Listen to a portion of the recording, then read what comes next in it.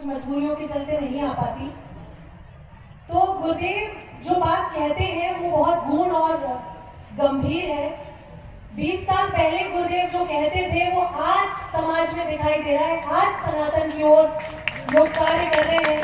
गुरुदेव 20 साल पहले गौ माता के जिस महत्व को बताते आ रहे हैं, गुरुदेव ने पूरा जीवन अपना शरीर, अपना त्याग जो किया है, और गुरुदेव की तपस्या को हमने बहुत नजदीक से देखा।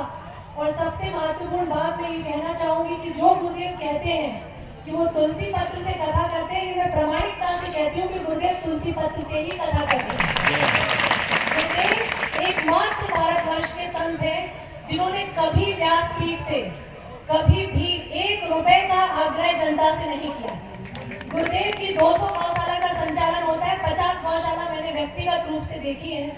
और जिस स्थिति में और जिस व्यवस्था से गौ माता का लालन पालन गुरुदेव करवा रहे हैं, मैं आश्चर्यचकित हूँ और अचंभित हूँ कि बिना किसी से कहे ये गुरुदेव के तप का फल है।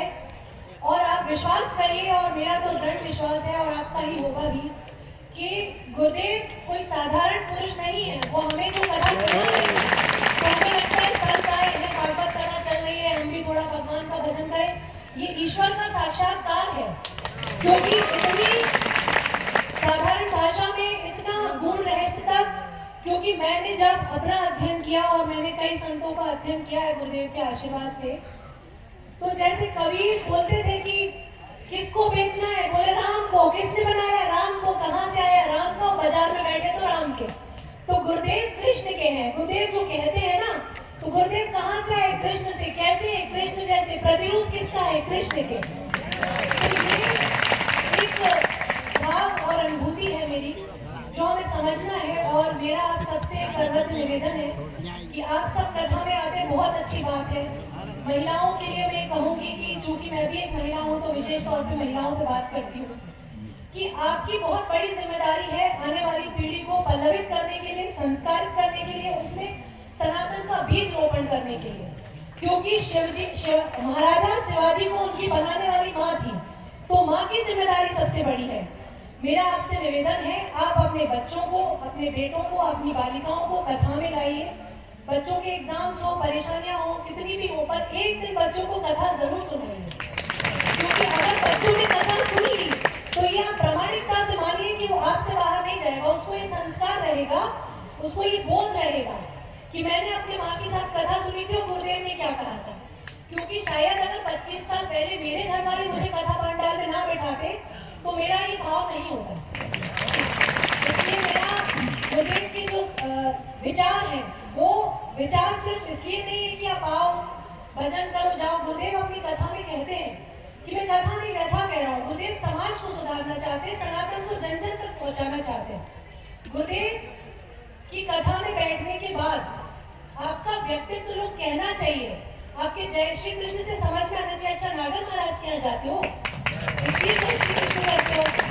तो ये भाव अगर हमारा आ गया, हम खेती करें, किसानी करें, हम जो भी व्यवसाय करें, हमारे चरित्र में, हमारे व्यक्तित्व में गुरुदेव का सिद्धांत देखना चाहिए। गुरुदेव ने कभी भी अपने सिद्धांत से समझौता नहीं किया।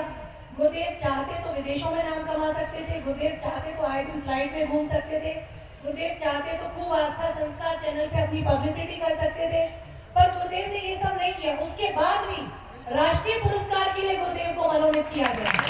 और गुरुदेव की आप अनुकंपा देखिए, गुरुदेव का बड़कपन देखिए, गुरुदेव को उसमें भी कोई आस्था नहीं है। इससे जब भी हमारे जीवन में कष्ट, दुख, खुशी आए तो उसको हमें भगवत कृपा समझ के आत्मसात करना है।